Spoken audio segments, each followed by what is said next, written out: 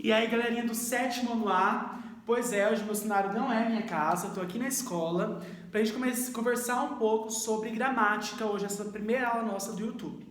Então, muito bem, antes desse período de quarentena, nós estávamos vendo os tipos de sujeito. A gente já aprendeu o que é sujeito, o que é predicado, né? Nós vimos que eles são os termos essenciais de uma oração, né? Uma oração, para ser oração, tem que ter ali os dois.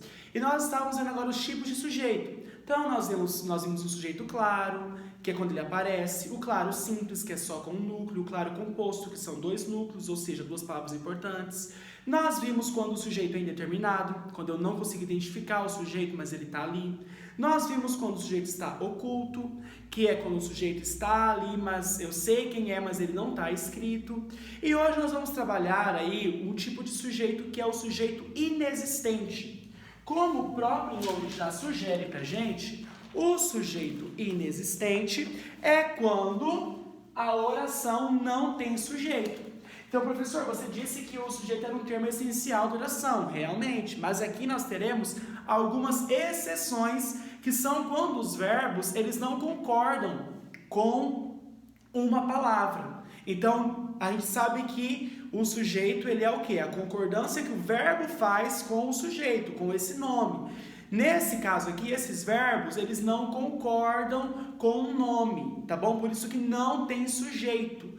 Então, são casos, assim, bem exceções mesmo, nós vamos ver quais são e quando são essas exceções, ok? Primeiro caso, então, vamos lá primeiro para a página da apostila 79. Dá pausa e vai lá, 79.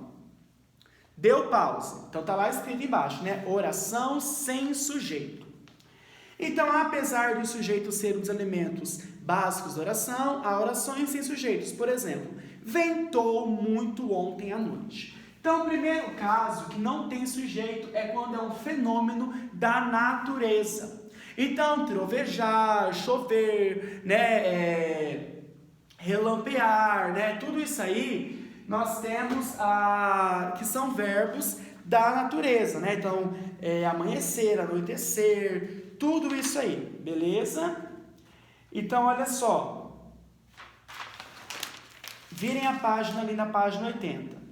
Então, diz assim: as orações sem sujeitos são formadas por verbos como esses, chamados de impessoais, pois não referem a nenhum sujeito e são sempre empregados na terceira pessoa do singular.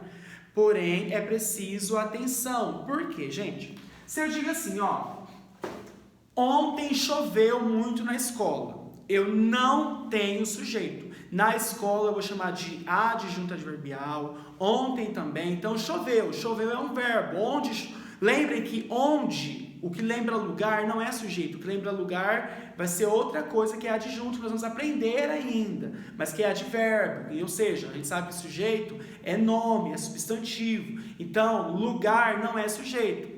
Então ontem choveu muito na escola, não tem sujeito ali, porque na escola é lugar, não pode ser sujeito. Ontem é tempo, não pode ser sujeito também. Agora, se eu digo assim, a chuva molhou a escola. Nesse caso, eu tenho, qual que é o meu verbo ali? Qual que é o meu verbo? Se eu digo, a chuva molhou a escola. Vocês vão enxergar. A chuva molhou a escola. Se não conseguir enxergar, vai aqui. E eu com a minha letra linda, né? Então, lá, a chuva molhou a escola. Se eu tivesse dito, ontem choveu, o verbo seria chover. O verbo seria de fenômeno natureza. Nesse caso, qual que é o verbo? É chuva? Não. O verbo é molhou. Então, nesse caso, quem é que molhou? A chuva que molhou. Nesse caso aqui, então, eu tenho um sujeito, tá? Ó, acompanha ali comigo a apostila, ó. A chuva batia no telhado, página 80. O sujeito do verbo é claro, trata-se de a chuva, cujo núcleo é o substantivo chuva, porque tem concordância, né? Já se eu pego o exemplo de baixo, chovia fortemente, eu não tenho concordância, né? Fortemente não pode ser sujeito, fortemente não é um nome, beleza?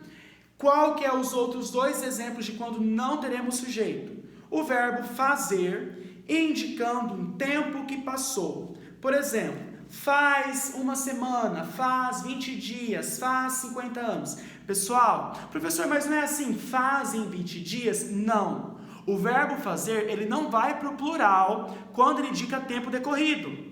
Então eu digo assim, faz um mês que estamos em quarentena, né? Faz 2 meses que não sei o que, não é faz em 2 meses, não é faz 30 dias, não é faz em 30 dias, é faz 30 dias.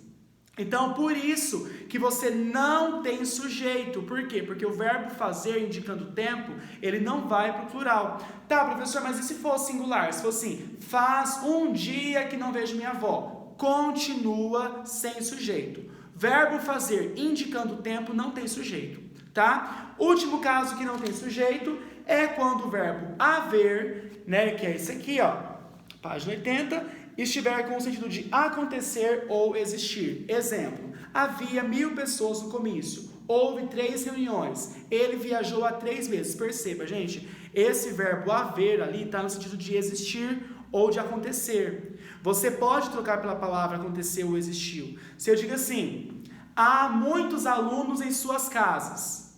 É como se fosse, existem muitos alunos em suas casas. Quando o verbo haver for trocado por um desses outros 2 verbos, ele não existe sujeito na oração também. Então são 3 casos de orações sem sujeitos. Fenômeno da natureza, verbo fazer indicando tempo decorrido ou indicando alguma coisa da natureza também, tá? E esse último caso que é para o verbo haver, no sentido de aconteceu ou existiu. Pensando nisso agora, vocês vão lá para a página 86 e vão fazer o exercício 10. Qual que é o exercício 10? Grifar, né, aliás, sublinhar as orações, mesma coisa, né? Não, grifar é diferente de sublinhar, mas vocês entenderam o raciocínio aqui. Naquelas que não tiver sujeito. Nas que houver sujeito, indicar o sujeito. Então, página 10, vocês têm ali página 36, exercício 10, vocês têm alguns exemplos de orações. Então, vocês vão indicar aquelas que não têm sujeito, vão grifar as que não têm sujeito, e as que tiver sujeito, vocês circulem o sujeito, tá bom? Além dessa, eu quero que vocês façam na página 82, a número 4, e na 83, a número 5. A número 4 da 82 também está falando sobre sujeito, para vocês identificarem o sujeito dos versos ali, um em negrito e do outro. Então, a A e a B é sobre identificação do sujeito, que nós já aprendemos, ok? Na 5 é a mesma coisa, pessoal. Vocês têm ali um trechinho para vocês lerem e algumas perguntas delas, tá? Por exemplo, a A vai dar para vocês um trecho do texto e pedir para vocês separar as orações. Tem 2 orações ali naquele trecho, vocês vão separar. Então, lembre, cada verbo forma uma oração, né? E indicar o sujeito de cada uma delas. Na B tem outro trecho e pede assim, qual que é o sujeito que concorda com os verbos destacados? Então tem alguns verbos ali, são 3 verbos, você tem que achar o sujeito para eles. Talvez o sujeito esteja oculto. Letra C, outro, né, da página 83. Outro trecho aí para vocês analisarem. Daí tem uma pergunta assim, qual que é o sujeito da frase tal? Explique como você identificou esse sujeito, como que você conseguiu achar esse sujeito. E letra D tem outro trecho para vocês classificar o tipo, se é oculto, se é inexistente, se é inexistente nem tem, né? Se é indeterminado, se é claro, simples. Então, identificar e classificar esse sujeito. Beleza? Então, exercícios são quais mesmo? Página 32, 33, o 4 e o 5. E, já que a gente falou de sujeito indeterminado, também página 86, número 10, sujeito indeterminado. Ok? Abração!